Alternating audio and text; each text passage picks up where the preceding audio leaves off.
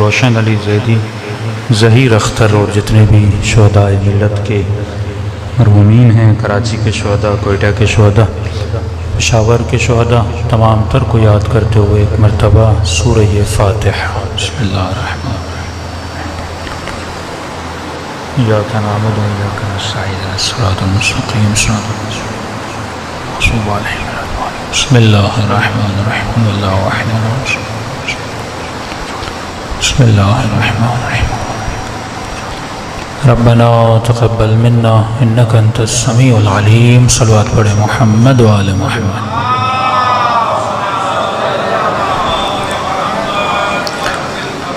بسم اللہ الرحمن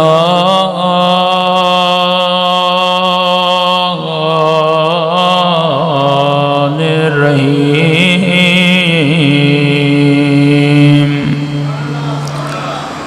الحمد للہ رب العالمین۔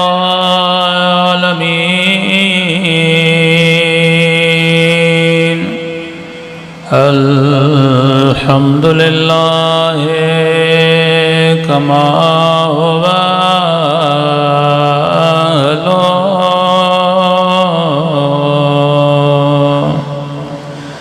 الصلاة والسلام على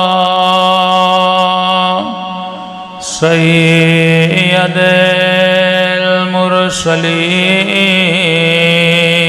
المرسلین وخاتم النبیین ابی القاسم محمد صلوات صلی اللہ علیہ وسلم وعلى آلہ الطیبین الطاہرین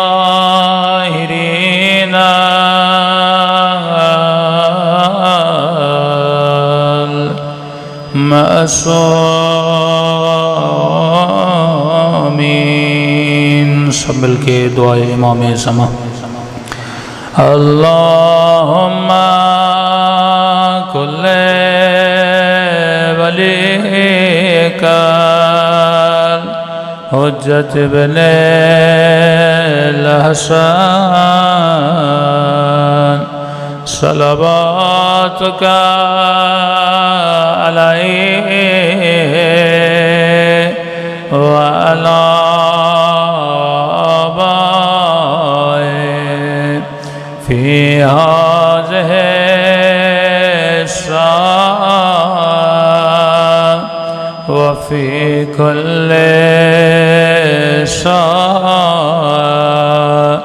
وليا وحافظا وقائدا وناصرا ودليلا وإلها حتى تسكنه أرضك طوعا وتمتعه فيها طويلا برحمتك يا ارحم الراحمین۔ صلوات پڑھیں محمد و آل۔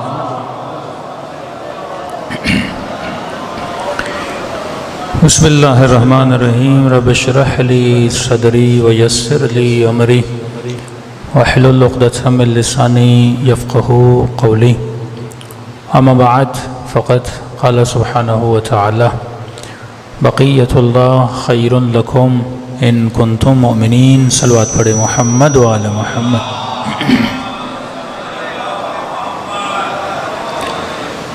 دعا ہے پروردگار عالم ہم سب کی عبادتوں کو اپنی بارگاہ میں قبول فرمائے، اور جس مقصد زندگی اور حیات کی خاطر یہ مجالس رکھی جاتی ہیں، خدا ان مقاصد میں بھی ہم سب کو کامیابیاں نصیب فرما دیں۔ گزارش ہے آواز کا ایکو کم کر دیں، بہت آواز گونج رہی ہے۔ بار دیگر صلوات پڑھے محمد و علی محمد۔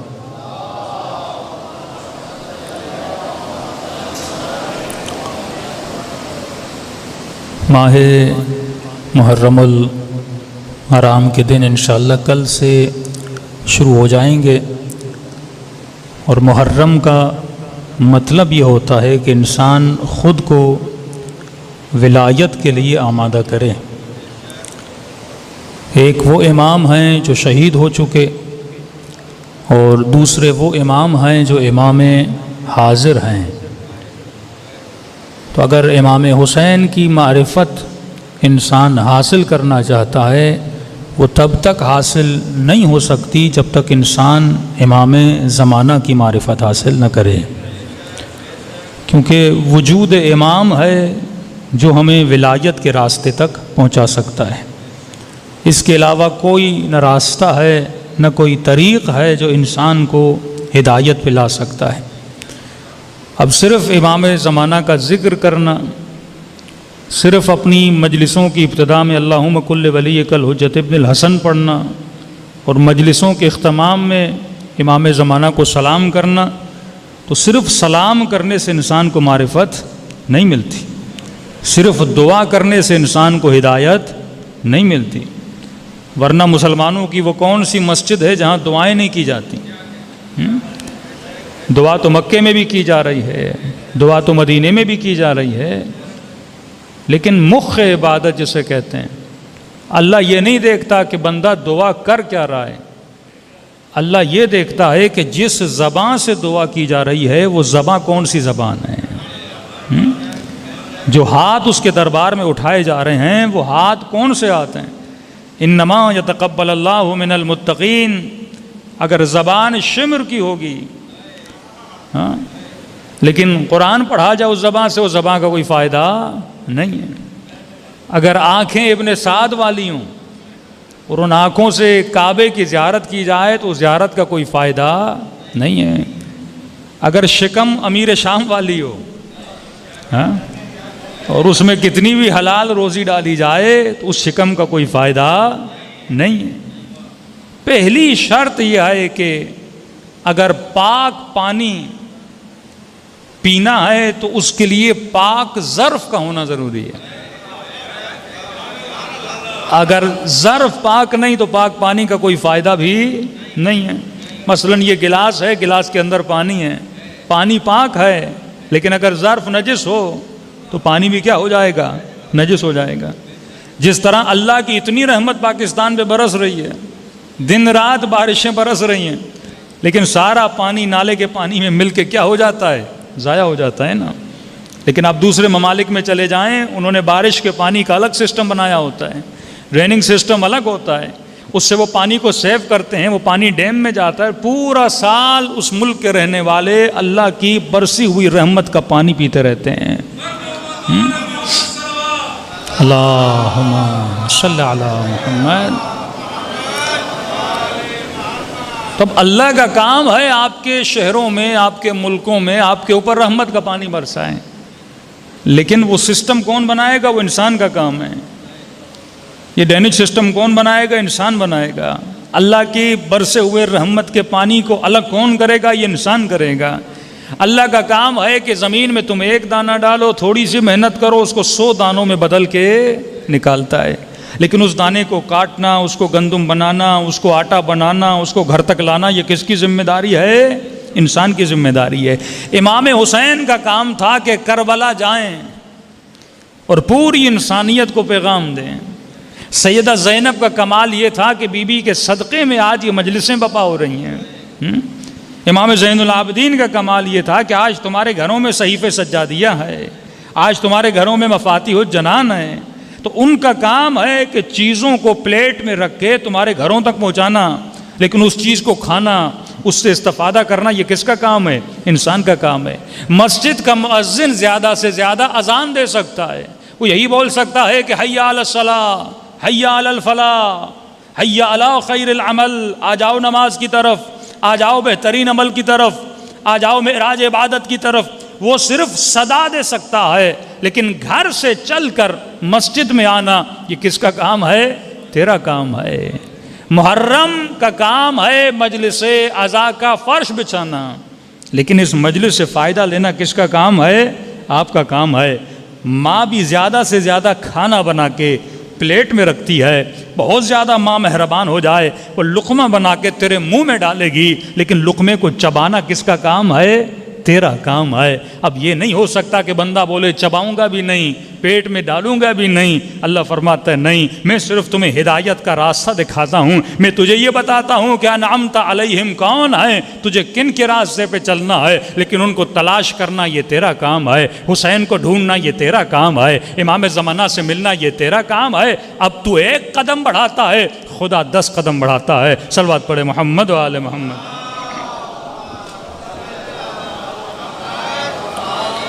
محمد میں آواز سے ابھی بھی مطمئن نہیں، آواز بہت گونج رہی ہے، بار دیگر صلوات پڑھے محمد و آل محمد۔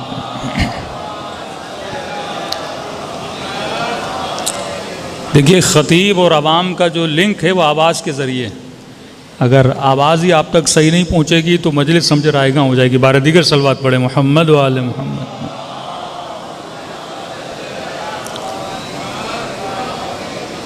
تو اسی لیے ارشاد ہوا کہ بقیت اللہ خیر لکم ان کنتم مؤمنین۔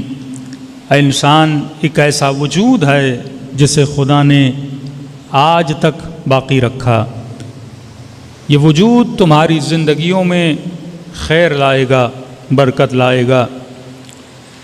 آج ہر مومن خود سے سوال کرے یہ کس کا وجود ہے جسے خدا نے آج تک باقی رکھا؟ کسی اور کو پتہ ہو یا نہ ہو، لیکن مکتب اہل بیت کے چاہنے والے کو پتہ ہے کہ وجود امام زمانہ عجل اللہ تعالی فرجہ الشریف، یہ مولا کا وجود ہے جس سے خدا نے ہزارہ سال گزر گئے، ابھی تک یہ وجود باقی ہے۔ فرمایا یہ وجود تمہاری زندگیوں میں خیر لائے گا، یہ وجود تمہاری زندگیوں میں برکت لائے گا۔ آج مومن دل پہ ہاتھ رکھ کے واللہ یہ بتائے کہ آج ہم میں سے ہر بندہ امام زمانہ کو مانتا ہے۔ وہ کون سا شیعہ ہے جو وجود امام زمانہ پر ایمان نہ رکھے؟ لیکن وہ وعدہ جو قرآن نے دیا کہ جس نے بھی اس وجود کو مانا اللہ اس کی زندگی میں خیر لائے گا، اللہ اس کی زندگی میں برکت لائے گا۔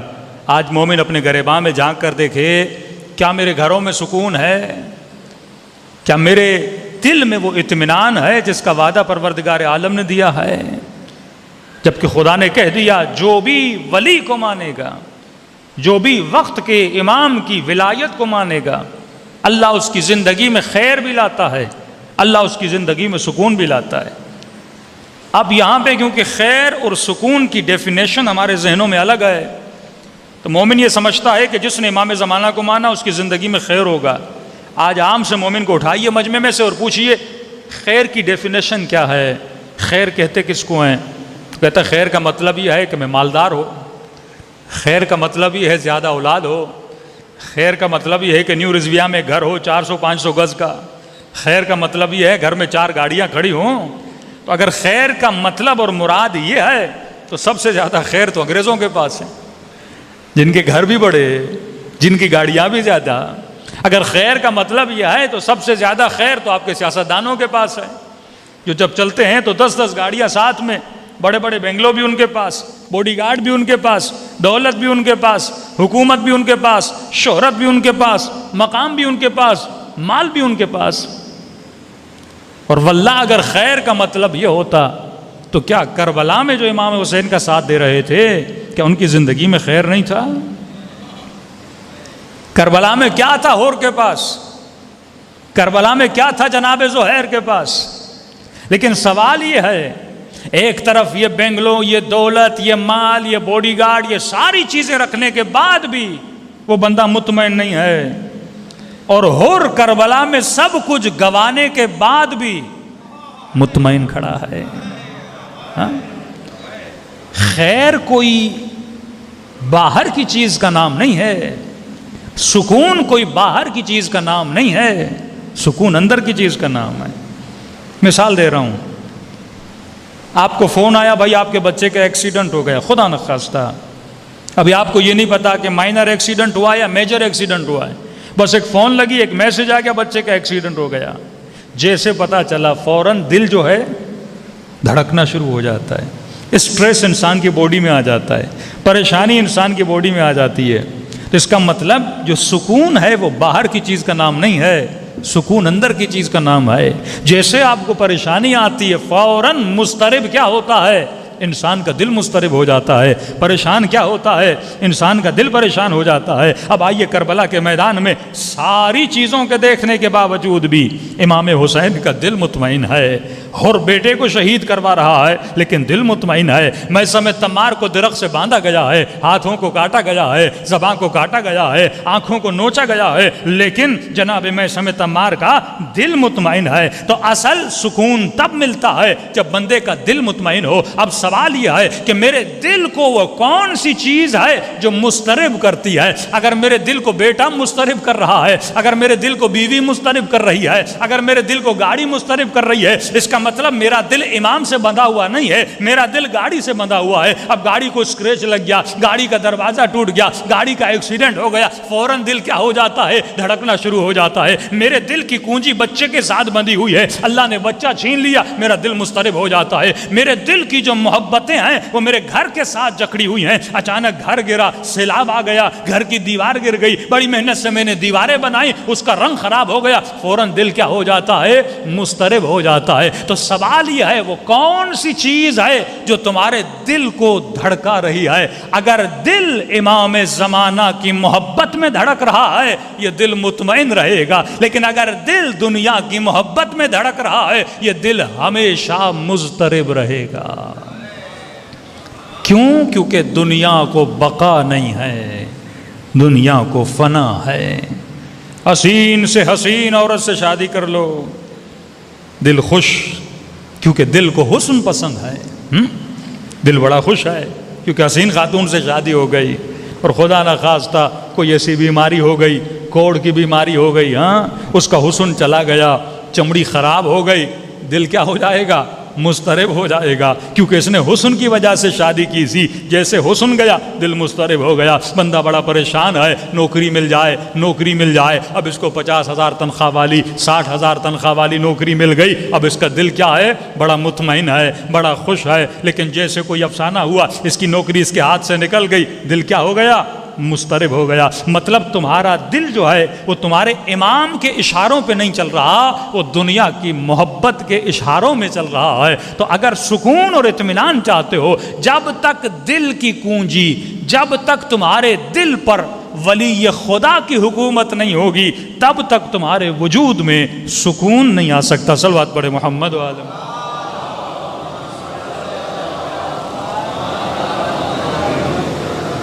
بارے دیگر صلوات پڑھے محمد و آل محمد۔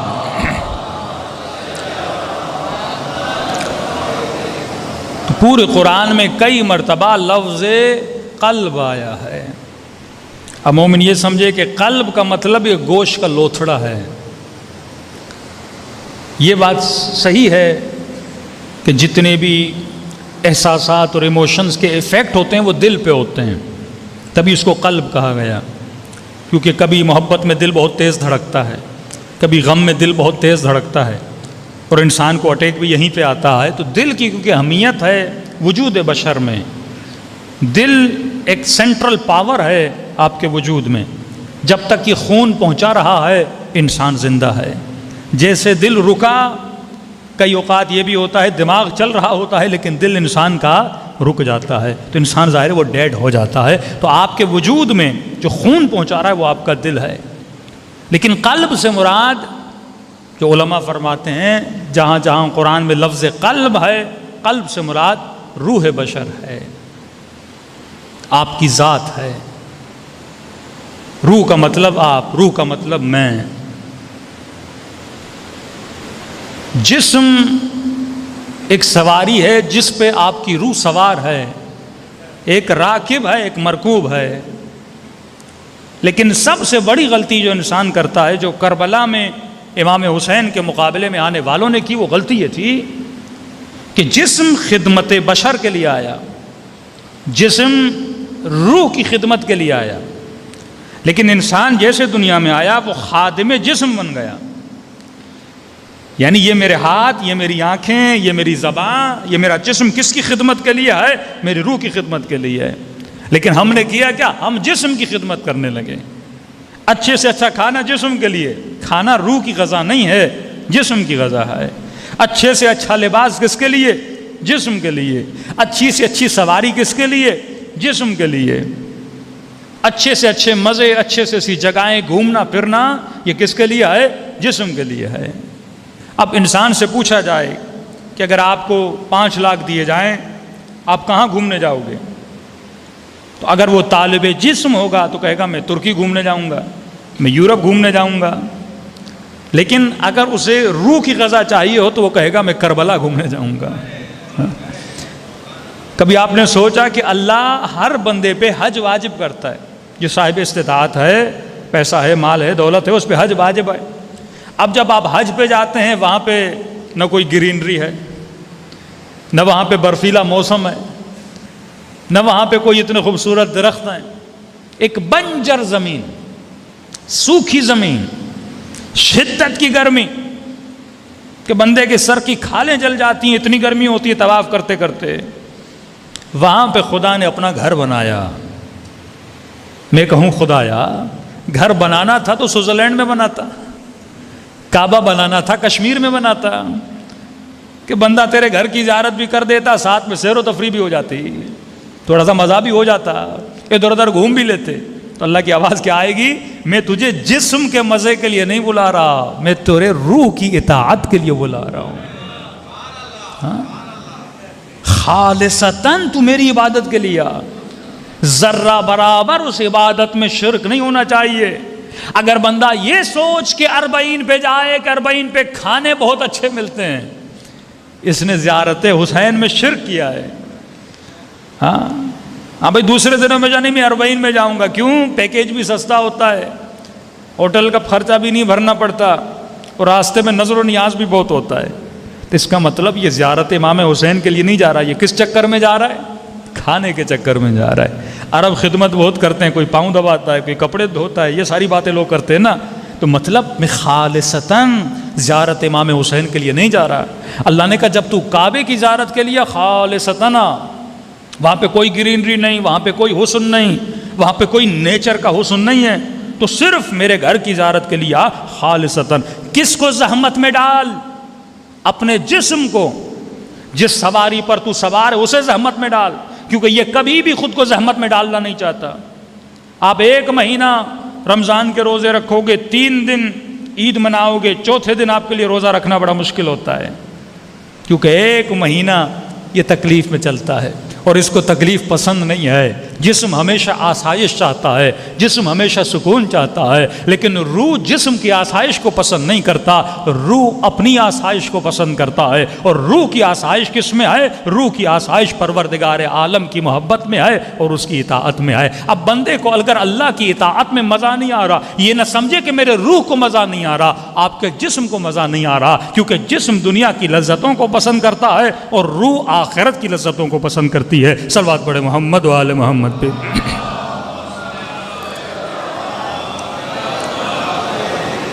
تو یہ فرق محسوس کرنا بڑا اہم ہے۔ آپ دیکھتے ہیں ویسٹرن ورلڈ، کہ ویسٹرن دنیا بھی اپنے لیے محنت کر رہی ہے، لیکن سب سے بڑی غلطی جو انگریز نے کی، یا آج کے لبرل لوگوں نے یا سیکولر مائنڈ سیٹ لوگوں نے کی، کہیں ایسا تو نہیں کہ ہم بھی وہ غلطی کر رہے ہیں، مطلب ہم مجلس امام حسین میں آئیں، غم امام حسین منائیں، لیکن ہم وہی غلطی کریں۔ کون سی غلطی؟ کہ جب انسان جوان ہوا، اس نے یہ سمجھا کہ میری حقیقت میرا بدن ہے۔ یہ اتنے انسان یہاں پہ بیٹھے ہوئے ہیں، کبھی آپ نے سوچا کہ دنیا کی، کائنات کی سب سے بڑی مشین کا نام کیا ہے؟ انسان۔ یعنی اللہ کی قدرت کا اگر کرشمہ ہے تو وہ انسان ہے کتنا چھوٹا، لیکن کتنے بڑے بڑے جہازوں کو ہواؤں میں اڑاتا ہے کتنا چھوٹا، ٹائٹینک سے بڑی کشتیوں کو سمندروں میں چلاتا ہے کتنا چھوٹا، لیکن ہاتھی کو کنٹرول کرتا ہے کتنا چھوٹا، لیکن شیر کو سرکس میں لا کے اپنا غلام بنا دیتا ہے کتنا چھوٹا لیکن کتنی بڑی بڑی عمارتیں بناتا ہے. کس چیز کی وجہ سے؟ کیونکہ یہ کائنات کی سب سے بڑی مشین جس کا نام انسان ہے. لیکن کبھی سوچا اتنی بڑی مشین جو اللہ نے کریٹ کی، جو اللہ نے بنائی، اس کی عمر اتنی کم، 60 سال 70 سال، اور ہاتھی جو کسی کام کا نہیں 200 سال، درخت ہزار سال. ہاں یہ چھوٹے چھوٹے حیوانات آپ دیکھیں گے، مطلب اس کو 200 سال عمر ملے وہ فائدہ ہے، یا ہمیں 200 سال عمر ملتی کہ جو مشین اتنی بڑی ہے اس کا یوز بھی اتنا زیادہ ہے. لیکن اللہ نے کم سے کم وقت دیا انسان کو، کم سے کم ٹائم دیا، کیونکہ یہ کم سے کم وقت میں صدیوں کا سفر طے کر سکتا ہے. اگر انسان چاہے تو 1 منٹ میں 100 سال کا سفر طے کر سکتا ہے، اور اگر انسان نہ چاہے تو 60 سال میں بھی 60 صدیاں پیچھے جا سکتا ہے. مثال دوں گا آپ کو، جناب حر ایک رات میں حر نے 1000 سال کا سفر طے کر دیا. ایک رات تھی.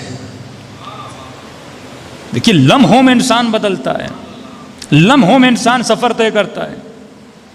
مثال کے طور پہ ایک جوان گناہ زنا کی طرف جا رہا ہے، کسی نامحرم خاتون نے اسے دعوت دی ہے، اب یہ قدم بڑھا رہا ہے جب گناہ کی طرف، یہ 1000 سال عالم برزخ میں خود کو پیچھے کر رہا ہے.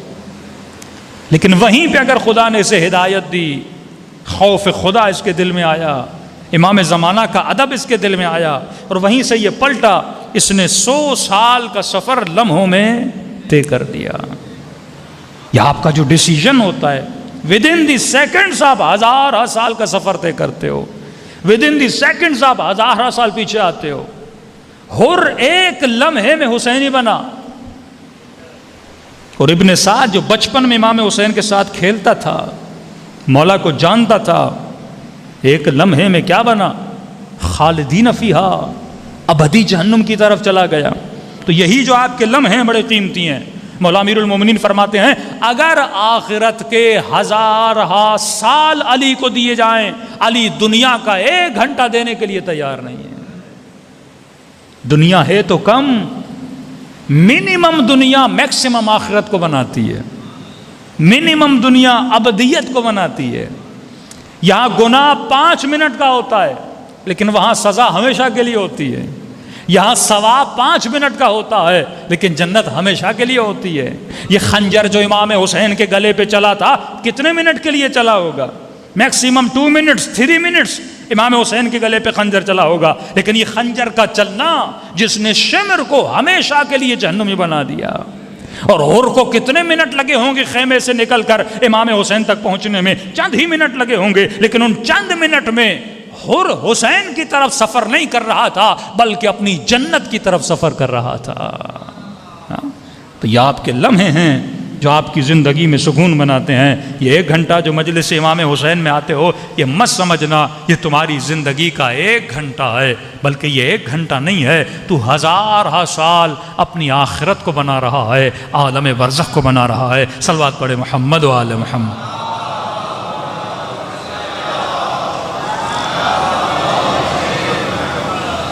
تو انسان جب تک اپنی حقیقت نہیں سمجھتا، ولی خدا کی حقیقت کو سمجھ نہیں پائے گا. انشاءاللہ 10 دنوں میں آپ کی خدمت میں معرفت امام اور معرفت نفس. جب تک اپنی معرفت نہیں تب تک امام کی معرفت نہیں، جب تک اپنی معرفت نہیں تب تک خدا کی معرفت نہیں. اس زمانے میں مور دین 90% لوگوں کو پتہ ہی نہیں ہے کہ ہم دنیا میں آئے کیوں ہیں. پتہ ہی نہیں ہے ہم یہاں کمانے کیا آئے ہیں، کرنے کیا آئے ہیں. شہرت کا بھوکا انسان، دولت کا بھوکا انسان، جبکہ جانتا ہے ہر شے یہاں پہ رہ جائے گی، اور جہاں پہ مجھے جانا ہے وہاں پہ کیا لے کر جانا ہے یہ ولی خدا بتائے گا. کربلا میں امام حسین کیا لے کر آئے، اور جب اللہ کی طرف جا رہے تھے تو کیا لے کر گئے. اور جو امام حسین کو قتل کرنے آئے تھے وہ کیا لینے آئے تھے، اور ولی خدا کو شہید کرنے کے بعد وہ کربلا سے کیا لے کر گئے، کہ عالم یہ ہے کہ سیدہ زینب سب کچھ گوانے کے بعد بھی کہتی ہیں میں نے حسن کے علاوہ کچھ نہیں دیکھا، اور یزید سب کچھ پانے کے بعد بھی اپنے تخت پہ بیٹھا ہے لیکن اس کے دل میں وہ سکون نہیں ہے، اطمینان نہیں ہے، کیونکہ دنیا کی عظیم سے عظیم تر چیز بھی تجھے مل جائے بالآخر اسے کیا ہے، فنا ہے۔ تو اگر دنیا سے دل لگاؤ گے فنا ہو جاؤ گے، لیکن اگر بقا سے دل لگاؤ گے اللہ تجھے بقا عطا کرے گا۔ الا بذکر اللہ تطمئن القلوب، اللہ کے ذکر سے دل مطمئن ہوتے ہیں۔ اب یہ ذکر کیا ہے انسان اس کو جانے، ذکر کا مطلب کیا ہے؟ جب تک دل میں محبت خدا نہیں ہے، جب تک اللہ کے ساتھ تمہارا کانٹا نہیں لگتا، فرماتے انسان سب سے پہلے جس گود میں آتا ہے وہ ماں کی گود ہے، ماں کی گود کے بعد کس گود میں آتا ہے؟ دنیا کی گود میں آتا ہے نا، لیکن سب سے پیاری ترین گود کس کی ہے؟ پروردگار عالم کی گود ہے۔ انسان یہ سمجھتا ہے کہ شادی میں سکون ہے، لیکن علماء فرماتے ہیں روح کا میلاب جب تک پروردگار عالم سے نہیں ہوتا تب تک یہ روح بھٹکتی رہتی ہے، اس کے وجود میں سکون نہیں ہوتا، لیکن جب یہ روح خدا سے مل جاتی ہے اب خدا اسے وہ دولت دیتا ہے، کیونکہ کائنات کس نے بنائی؟ خدا نے بنائی۔ دریا کس نے بنائے؟ خدا نے بنائے۔ چاند کس نے بنایا؟ خدا نے بنایا۔ سونا کس نے بنایا؟ اللہ نے بنایا۔ چاندی ہیرے جواہر کس نے بنائے؟ خدا نے بنائے۔ تو اب ظاہر ہے جس کو خدا مل گیا اس کو یہ سب کچھ مل گیا۔ اس لیے مولا علی کے پاس لوگ آتے تھے، یا علی حکومت آپ کا حق تھا، یہ تخت و تاج آپ کا حق تھا، مولا آج وہ حکومت پر ہیں۔ مولا فرماتے ہیں یہ حکومتیں علی کے نزدیک مچھر کے پر کے برابر بھی نہیں ہیں، کیونکہ یہ حکومتیں محدود ہیں۔ علی کو خدا نے ولایت عطا کی ہے، اور وہ ولایت ولایت الہی ہے، جسے اس کی ولایت مل جائے اسے پھر کائنات میں کسی چیز کی ضرورت نہیں ہے۔ صلوات پڑھے محمد وآل محمد پہ۔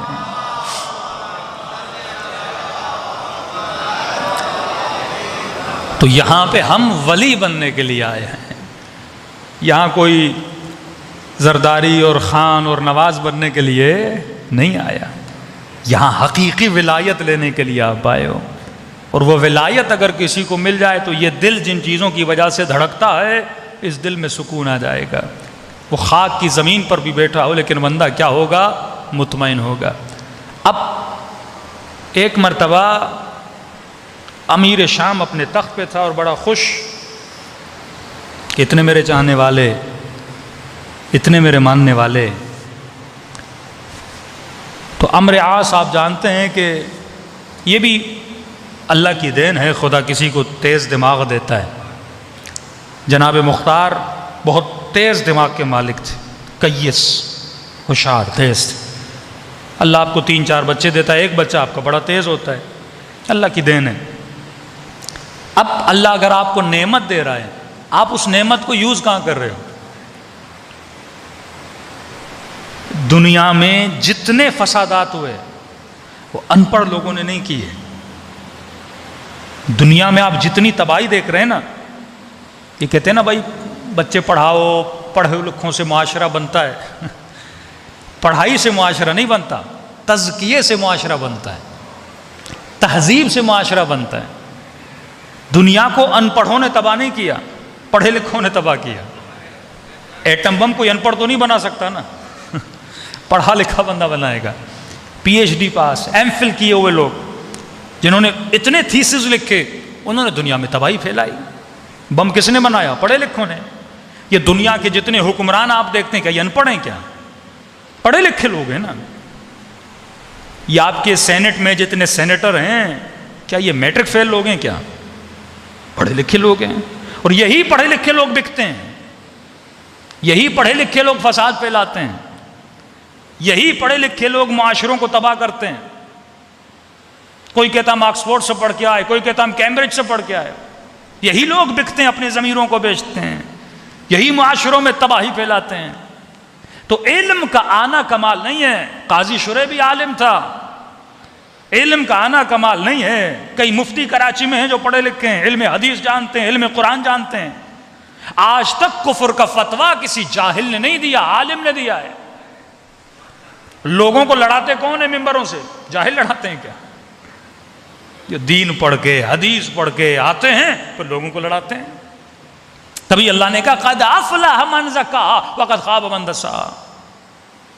اگر تو ان پڑھ رہے وہ اچھا ہے، لیکن تزکیہ کر اپنا، تہذیب اپنے وجود میں لا، جسے یہ پتا نہ ہو کہ میں علم حاصل کیوں کر رہا ہوں، جسے یہ پتا نہ ہو میں دولت حاصل کیوں کر رہا ہوں، جسے یہ پتا نہ ہو میں شادی کیوں کر رہا ہوں، جسے یہ پتا نہ ہو میں بچے کو اسکول کیوں بھیج رہا ہوں، جسے یہ پتا نہ ہو میں بزنس کر کیوں رہا ہوں، جسے یہ پتا نہ ہو میں مجلس پڑھ کیوں رہا ہوں، جسے یہ پتا نہ ہو میں دنیا میں لایا کیوں گیا ہوں.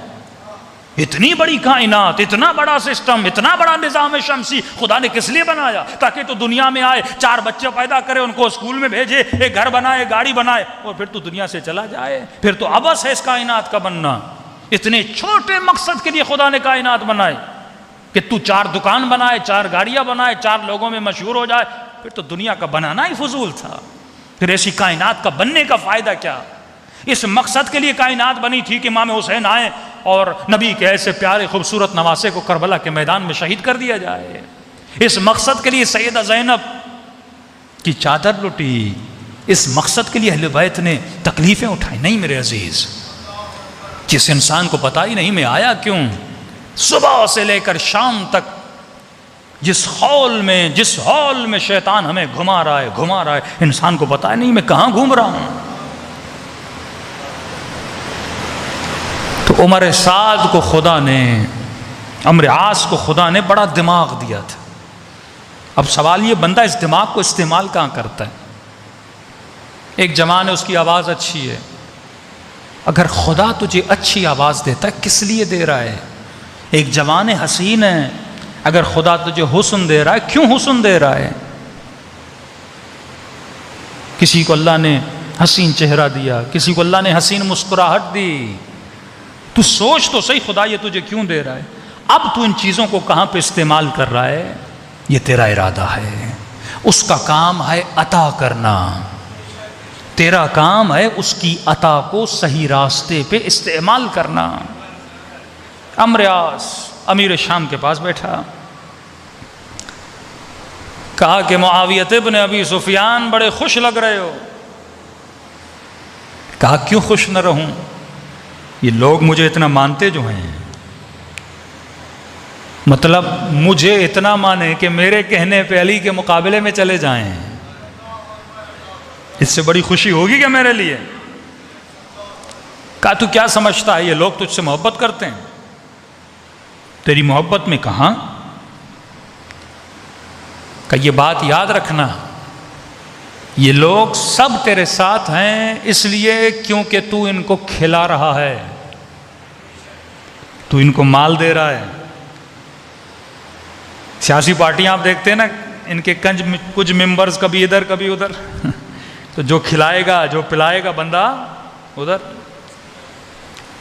کئی ایسے عزادار بھی آپ نے دیکھے ہوں گے، کل اعلان ہو جائے فلاں جگہ پہ عشرہ ہے، اور عشرے کے بعد ٹکے کھلائے جائیں گے، کباب کھلائے جائیں گے، رول کھلائے جائیں گے، مجمع کہاں؟ تو جو جس کا پجاری ہوتا ہے، جس کے دل میں جس شے کی محبت زیادہ ہوتی ہے وہاں بھاگتا ہے نا. آپ نہیں بھاگتے، آپ کو محبت بھگاتی ہے. جو جہاں بھاگ رہا ہے، کوئی گاڑی کے پیچھے، کوئی لڑکی کے پیچھے، کوئی دولت کے پیچھے، کوئی شہرت کے پیچھے، کوئی مقام کے پیچھے، جس کے دل میں جس کی محبت ہے وہ وہاں پہ دوڑ رہا ہے، وہ وہاں پہ بھاگ رہا ہے. اب سوال یہ ہے کہ میرے دل میں حاکم کون ہے؟ کس کی محبت حاکم ہے؟ ہاں بیٹے کی محبت ہے، ہاں امام حسین کی محبت ہے، ہاں دولت کی بھی محبت ہے، یہ ساری چیزیں ضروریات زندگی ہیں، لیکن کس کی محبت زیادہ ہے؟ کس کی محبت کس محبت پہ سوار ہے؟ وہ تمہاری پوری باڈی کو رول کرتا ہے، حاکم ہوتا ہے. کہا کہ امیر شام معاویہ، یہ مت سمجھنا تو یہ جتنے لوگ تمہارے ساتھ ہیں تمہاری محبت میں، کہ کیا مطلب؟ کہ کل فقیر ہو جاؤ گے نا یہ تجھے چھوڑ کے چلے جائیں گے. کہ ان کا یہ سروکار نہیں ہے، نہ ان کے دل میں معاویہ کی محبت ہے، نہ ان کے دل میں علی کا بغض ہے. کل ان کو علی پیسہ دے گا یہ علی کے پاس، کل تو فقیر ہو جائے اور علی امیر ہو جائے، اور علی نے ان کو سکے دے، ان کو درہم دے. امام حسن کو چھوڑ کے کیوں گیا عبید اللہ؟ 10,000 کے قریب اس کو سکے اور درہم ملے، مولا حسن کو چھوڑ کے چلا گیا. کہ کل ان کو علی بن ابی طالب پیسے دیں گے، یہ علی کے پاس چلے جائیں گے. کہ سچ کہاں؟ کہ یہ مت سمجھ ان لوگوں کے دل میں کوئی تمہاری معرفت ہے، یہ تمہاری محبت میں تمہارے ساتھ ہیں. کیا آزمانا چاہتے ہو یہ لوگ کتنے ان پڑھ ہیں، یہ لوگ کتنے جاہل ہیں؟ کہاں آزمانا چاہتا ہوں. اس نے کہا ٹھیک ہے تو مجھ پہ چھوڑ دے. اس نے پورے شہر میں اعلان کیا کہ بھائی وقت کے بادشاہ امیر شام کی مجبوری ہو گئی ہے، وہ جمعے کے دن یہاں نہیں ہوں گے، ان کو سفر کرنا ہے اور بہت اہم سفر ہے. لہٰذا اتنے عظیم بادشاہ، اتنی عظیم شخصیت کہ پیچھے نماز پڑھنے سے ہم لوگ محروم نہیں ہونا چاہتے. لہٰذا اعلان کیا جاتا ہے کہ جمعے کی نماز بدھ کو پڑھی جائے گی، اور جس نے بھی اتنی عظیم شخصیت کے پیچھے فیض لینا ہے، ثواب کمانا ہے، محروم نہیں ہونا چاہتا، وہ آ جائے. پورے شام کے لوگ جمع ہوئے. بدھ کے دن امیر شام نے جمعے کے خطبے دیے، جمعے کی نماز پڑھائی. نماز ختم ہوئی، عمرو عاص بھی پیچھے نماز پڑھ رہا ہے، اور اتنے خوشی کے عالم میں اپنے دربار میں پہنچا اور کہا عمرو عاص تو کیسی باتیں کر رہا ہے؟ تو کہتا ہے یہ لوگ دیندار نہیں، تو کہتا ہے یہ لوگ متدین نہیں، تو کہتا ہے یہ لوگ جاہل ہیں، تو کہتا ہے یہ لوگ بے دین ہیں، یہ مال کی وجہ سے میرے پیچھے ہیں. اگر ایسا ہوتا یہ کبھی میرے پیچھے نماز نہ پڑھتے. عمرو عاص نے کہا امیر شام لگتا ہے آپ کو بھی پتہ نہیں لگا، آپ نے جمعے کی نماز بدھ کے دن پڑھا دی ہے. وہ کیسا دیندار ہے جسے یہ تمیز نہیں ہے کہ ان کا کوئی سروکار نہیں ہے. آپ پیسہ دے رہے ہو، جمعے کی نماز ہفتے کو بھی پڑھاؤ یہ پڑھ لیں گے. یہ اپنا دین بیچنے کے لیے تیار ہے مال کی خاطر. یہاں پہ امیر شام چونکا کہ یہ بڑے خطرناک لوگ ہیں، کل تو یہ مجھے بھی مارنے پہ تل کے آئے کہ کوئی ان کو پیسہ دے دے، کوئی ان کو دولت دے دے. کہ یہ مت سمجھو یہ تیری محبت میں تیرے ساتھ، مال کی محبت، دنیا کی محبت، پیسے کی محبت. کہ کیا کریں؟ کہ مجھ پہ چھوڑ دو. تیز تو تھا، بڑا ہوشیار تھا. دشمن جب کام کرتا ہے تو آپ کی نبض کو پہچان کے کام کرتا ہے. اگر آپ کو راز حیات پتہ نہ ہو، انسان کو پتہ ہی نہ ہو کہ میری باڈی کو کنٹرول کون کرتا ہے، تب ہم اپنے سارے جسموں کو دشمن کے حوالے کر دیتے ہیں اور ہمیں پتہ نہیں ہوتا. اس لیے کہا مجھ پہ چھوڑ دیں، میں ان سب کو آپ کا غلام بنا دوں گا اور علی کا دشمن. انہوں نے 4 میز لگائیں، کرسیاں لگائیں کہ جن جن لوگوں کے پاس جتنے جتنے بچے ہیں وہ آ جائیں، رجسٹر کروائیں. جیسے آپ کے یہاں مردم شماری ہوتی ہے، شام کے لوگ آتے کہ ہاں بھائی تمہارے کتنے بچے؟ کا میرے 3، میرے 4. لکھتے گئے لکھتے گئے لکھتے گئے، ساری لسٹیں تیار. معاویہ نے کہا اب کیا کریں؟ کہ امیر شام اب جن کے گھروں میں چھوٹے چھوٹے بچے ہیں، بڑے نہیں، 25 سال کے نہیں، 30 سال کے نہیں، 32، وہ نسلیں بڑی ہو گئیں، چھوٹی نسلوں پہ مجھے کام کرنا ہے. جن کے بچے میں 4 سال 5 سال 6 سال 7 سال کے بچے ہیں ان پہ کام کرنا ہے. کہ کیا کروں؟ کہ چھوٹی چھوٹی بکریاں لو اور سپاہیوں کو حکم دو، لسٹ بناؤ 300 گھر 400 گھر جن کے گھر میں 2 بچے 3 بچے، چھوٹے بچے 5 سال کے 6 سال کے 7 سال کے، ان سب کو جا کے بکریاں دو. بچوں کو بکریاں ملی. کس نے بھیجی ہیں؟ امیر شام. معاویہ ابن ابی سفیان کی طرف سے مسلمانوں کے بچوں کے لیے گفٹ ہے. بچوں کو بکریاں بڑی پسند ہوتی ہیں، چھوٹی چھوٹی بکریاں بچوں کو دے دی. اب بچے ان بکریوں کے ساتھ کھیلنے لگے. تاریخ لکھنے والا لکھتا ہے اتنی الفت ہو گئی تھی ان بچوں کی بکریوں کے ساتھ کہ جب رات کو سوتے تھے تو بکریاں ساتھ رکھ کے سوتے تھے، بکریوں سے جدا نہیں ہوتے تھے. ہر بچہ جب گلی میں آتا اپنی بکری لے کر آتا. بکری سے پیار ہو گیا، الفت ہو گئی، محبت ہو گئی. کئی مہینے گزر گئے. جب قلب میں بکری کی محبت آ گئی، آپ کے وجود کو قلب چلاتا ہے، آپ کے اعضاء و جوارے کو قلب کنٹرول کرتا ہے. خدا نہ خواستہ کسی جوان کو کسی خاتون سے محبت ہو جائے، پورے وجود کو قلب کنٹرول کرتا ہے. یہ ریسنٹلی انسیڈنٹ آپ کراچی میں دیکھ رہے ہیں، شیعہ بچیاں کبھی ادھر کبھی ادھر. قلب ہے نا. اب نادان بچہ ہو یا نادان بچی ہو، کم عمری میں، کج عمری میں، 17 سال کی 16 سال کی ایج میں بالغ ہونے کے بعد جذبات کا انسان کے اوپر حملہ ہوتا ہے، شہوت کا حملہ ہوتا ہے. گھر میں اگر بندے کو پیار نہ ملے وہ احساس کمتری میں چلا جاتا ہے، باہر سے تھوڑا سا اسے پیار مل جائے انسان پھسل جاتا ہے.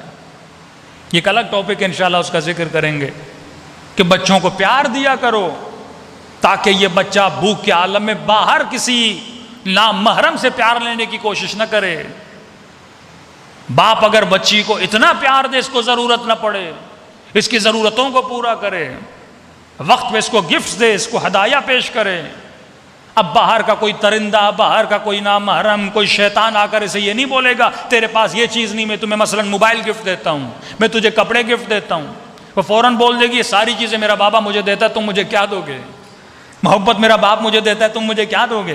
اسے کوئی ایکسٹرا چیز نہیں ملے گی. لیکن جب اس کے اندر پیار اور محبت کی کمی ہوگی، احساس کمتری ہوگی، سائیکولوجیکلی اگر اسے کوئی پیار دے گا انسان اس کی طرف پلٹ کے چلا جاتا ہے.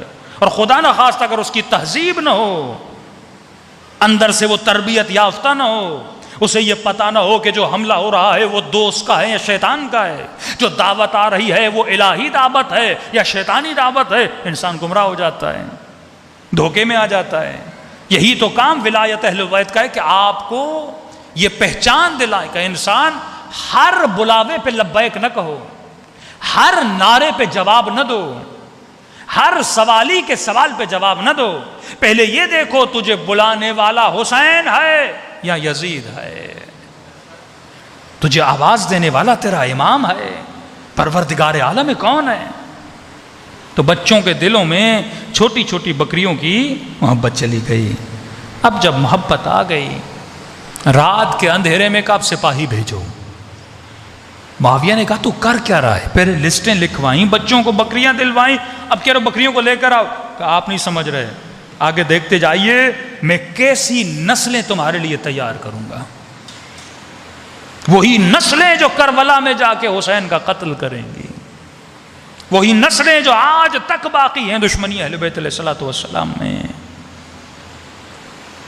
کب بکریوں کو لوگ اب کیا کریں کہ جب بچے پوچھیں کہ یہ بکریاں ہم سے کون چھین رہا ہے. دیکھیے نا، ایک ماں کو جب اپنے بچے سے پیار ہو، اب اس کا سگا بھائی، اس کی سگی بہن، کوئی دوست اس سے اس کا بچہ چھین لے اور اس کے سامنے اس کے بچے کو مارنا شروع کر دے، اتنی دشمنی اس کے دل میں آ جاتی ہے. اب بچوں کے دل میں الفت، ایک کھلونا بھی بچے سے کوئی چھینے نا، بچے کو بندہ اچھا نہیں لگتا. بکریاں چھینی اور انہی نو نہال بچوں کے سامنے ان بکریوں کو ذبح کیا.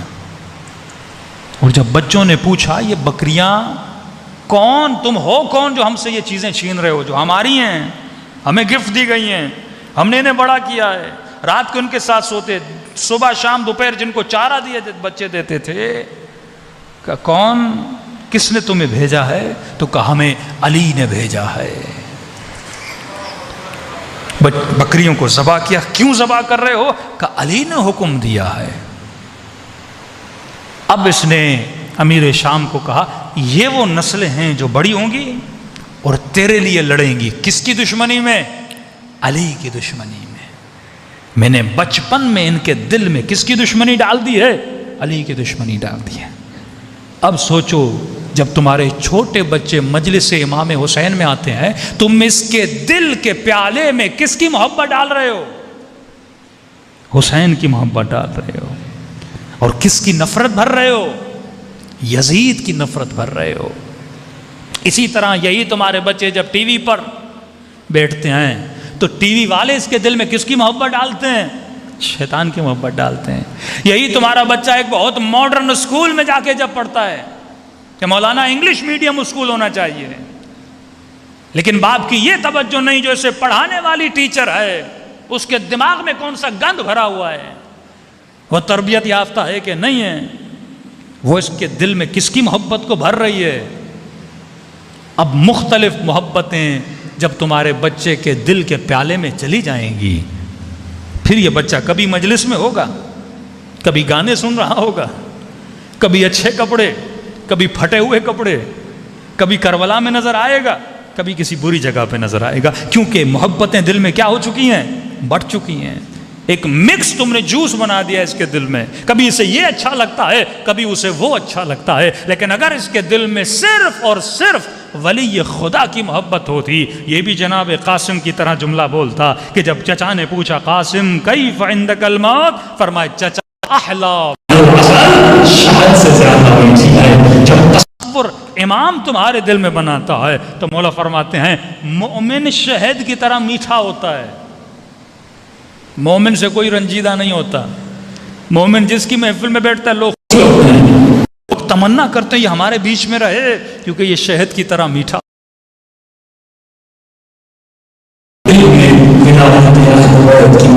ہوتی ہے۔ صلوات پڑھے محمد و آل محمد۔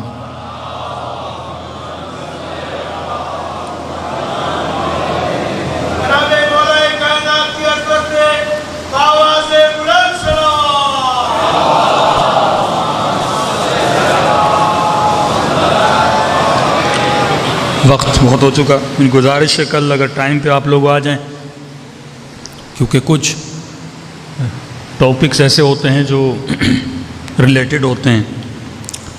بعض مجالس سنگل مجالس ہوتی ہیں، اگر آپ کل کی مجلس میں بھی نہیں آئے تو اگلی مجلس میں بہت کچھ مل جاتا ہے، لیکن بعض اوقات مجالس ریلیٹ ہوتی ہیں ایک دوسرے سے، تو جب تک پچھلی مجلس سمجھ میں نہیں آئے گی آپ کو اگلی مجلس سمجھ میں نہیں آئے گی۔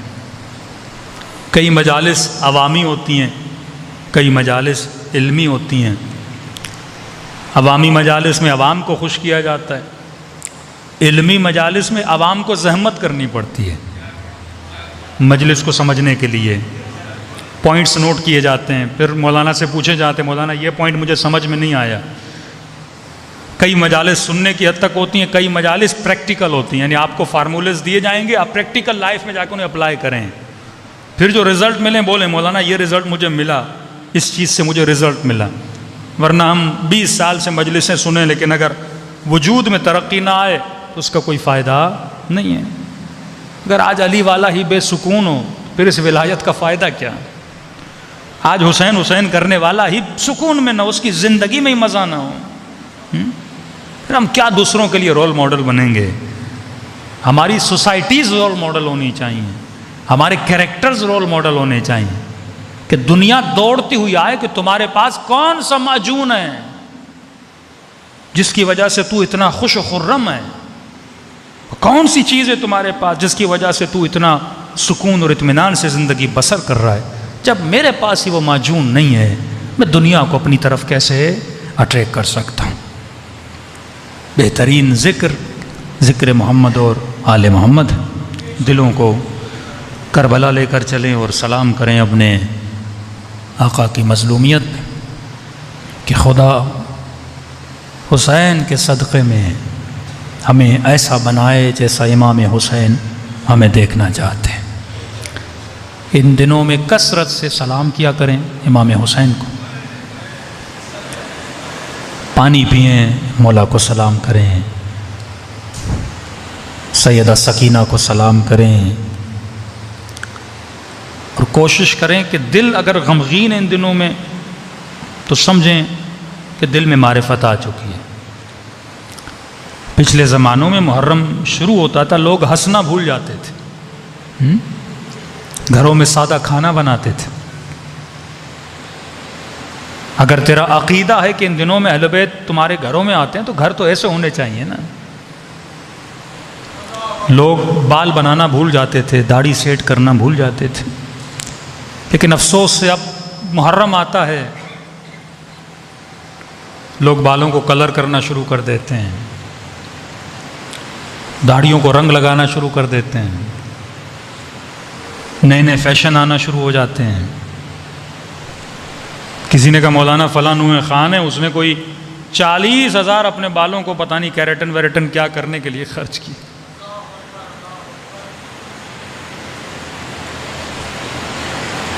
مطلب دل میں غم نہیں ہے، یہ ایک رسم ہے. غم ہوتی تو ہم اتنے خرچے اپنے بالوں پہ کرتے، کپڑوں پہ کرتے. اگلی مجالس میں حدیث پڑھوں گا. یہ اس زمانے میں جو تفاخر کیا جا رہا ہے، فخر فروشی، حدیث مطلق رسول خدا ہے، جو فخر فروشی کرے وہ کبھی جنت میں نہیں جا سکتا. مطلب پورا فوکس میری ذات پہ آ چکا ہے. ایک نوحہ سنو تو مولا حسین پہ فوکس کم ہے، لیکن پڑھنے والے کا اپنی ذات پہ فوکس زیادہ ہے. جگہ جگہ دکھاوا کیا جا رہا ہے کہ جتنا میں دیکھا جاؤں. فرماتے نہیں، قلب میں اگر غم امام حسین ہے، دل کو غمگین رکھو. ان دنوں میں ربط رکھو امام حسین سے. کوشش کرو دن میں 1 مرتبہ کم از کم زیارت عاشورہ پڑھا کرو. عشاء کے بعد زیارت وارثہ پڑھا کرو، تاکہ یہ دل زیادہ سے زیادہ مربوط ہو امام حسین کے ساتھ. اور جب دل ٹوٹ جاتا ہے، جب دل غمگین ہو جاتا ہے، پھر اللہ کی آواز آتی ہے، میں ٹوٹے ہوئے دلوں کی آواز کو سنتا ہوں نا. امن یجیب المضطر اذا دعا ویکشف السوء. پھر وہ لذت خدا انسان کو عطا کرتا ہے جس کا تصور انسان نے نہیں کیا. جسم امام بارگاہ میں ہیں، لیکن اپنی فکر کو، اپنی ارواح کو کربلا کی طرف متوجہ کرے، اور سب مل کے اپنے آقا امام حسین کو سلام پیش کرے. السلام علی الحسین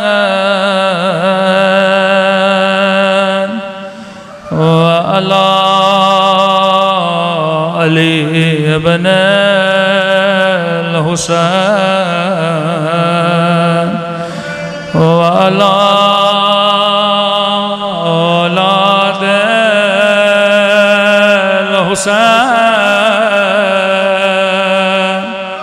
وعلی اصحاب الحسین. سب مل کے السلام علی الحسین وعلی علی ابن حسین کی صدا بلند وعلی اولاد الحسین وعلی اصحاب.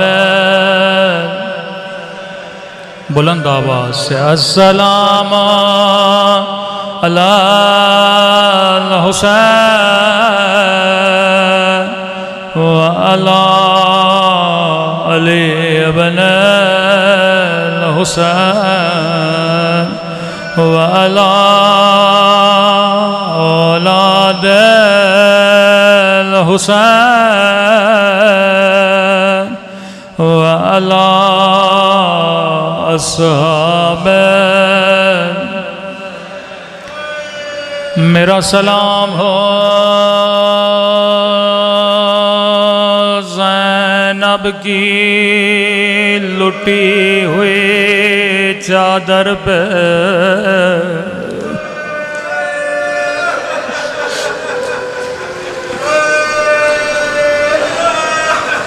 میرا سلام ہو سکینہ کی یتیمی پہ، میرا سلام ہو علی اکبر کے چھلی سینے پہ، میرا سلام ہو رباب کی اجڑی ہوئی گودی پہ،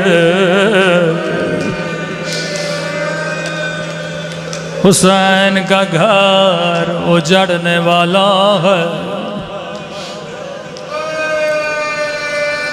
میرے مولا حسین جنت البقیع گئے، ماں کی قبر پہ روک کے کہنے لگے خدا غافر اماں میں کربلا جانے والا ہوں، اماں میرا اکبر نہ رہے گا، اماں میرا علی اصغر نہ رہے گا، اماں یاد ہے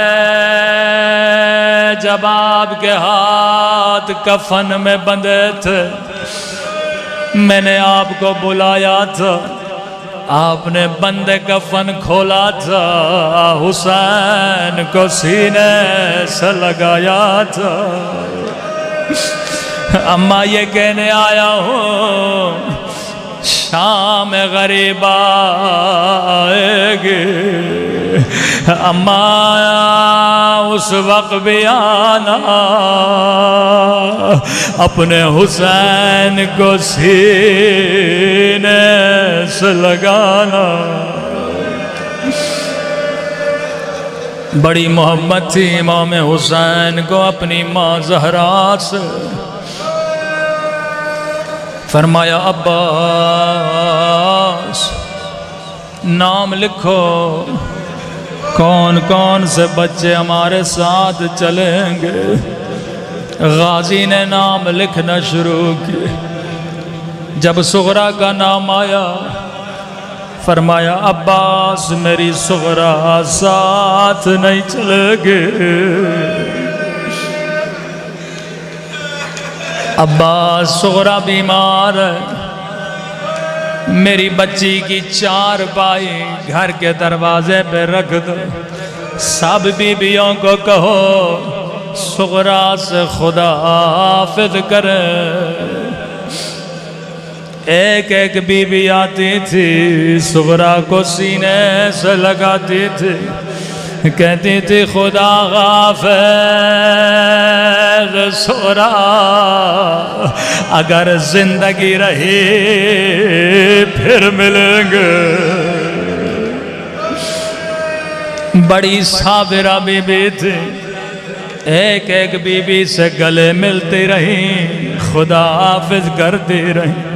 ایک مرتبہ بی بی زینب نے سینے سے لگایا، کہا خدا حافظ صغرا اگر زندگی رہی تو پھر ملیں گے۔ جیسے بی بی زینب جانے لگے، صغرا نے پھوپھی کا دامن پکڑ لیا، کہنے لگی پھوپھی اماں میں سمجھ گئے اب میرا بابا واپس نہیں آئے گا، اب میرا اکبر واپس نہیں آئے گا، میرے بابا کا گھر اجڑ گیا۔ بی بی زینب نے سینے سے لگائے کہ صغرا اس بات کا علم میرے علاوہ حسین کے علاوہ کسی کو نہیں، بتا تجھے کس نے بتایا؟ رو کے کہنے لگی پھوپھی اماں میں بیمار ہوں، مجھے راتوں کو نیند نہیں آتی، آدھی رات کا وقت تھا، میں نے کیا دیکھا آسمان سے ایک اماری اتری، اماری سے کالے برقعے میں بی بی باہر آئی، زمین پہ بیٹھے خاک کو سر پہ ڈال کے کہنے لگی میرے لال حسین تیری ماں زہرا تجھے کہا کہا روئے گے، او کربلا میں روئے گے یا کوفے کی بازار میں۔ بی بی زینب بڑا روئے، مولا حسین کے پاس آئی، فرمایا بھیا حسین اگر صغرا کے نہ چلنے کی وجہ اس کی بیماری ہے، میں زینب وعدہ کرتی ہوں صغرا کا خیال رکھوں گے، اپنے ہاتھوں سے کھانا کھلاؤں گے۔ مولا نے فرمایا بہن زینب میرا بھی دل ہے کہ صغرا چلے، لیکن حسین کی مجبوری سمجھو، حسین کیسی مجبوری. فرمایا بہن زینب جتنے بچے بھی ساتھ چل رہے ہیں ان میں سے کسی کی شکل بابا علی سے ملتی ہے، کسی کی شکل بھیا حسن سے ملتی ہے. بہن زینب میں امام ہوں، علم امامت سے جانتا ہوں، میرے شہید ہونے کے بعد تیرے ہاتھوں میں رسیاں تیرے سر سے چادر چھین جائے گی. او بہن زینب میری صغرا کی شکل میری اماں زہرا سے ملتی ہے. او میں نہیں چاہتا میری اماں کی شبیہ او بازاروں میں پہرائی جائے او شرابی کی دربار میں. اللہ لعنت اللہ علی القوم الظالمین. پروردگار تجھے واسطہ شہدائے کربلا کی مظلومیت کا ہم سب کے صغیرہ کبیرہ گناہ معاف فرما، ہمارے والدین کے صغیرہ کبیرہ گناہ معاف فرما، ہمیں ایسا بنا جیسے ہمارے مولا ہمیں دیکھنا چاہتے ہیں. پروردگار جو زیارات کے متمنی انہیں زیارات کربلا نصیب فرما، ان آنکھوں کو امام زمانہ کی زیارت نصیب فرما. ربنا تقبل منا انک انت السمیع العلیم.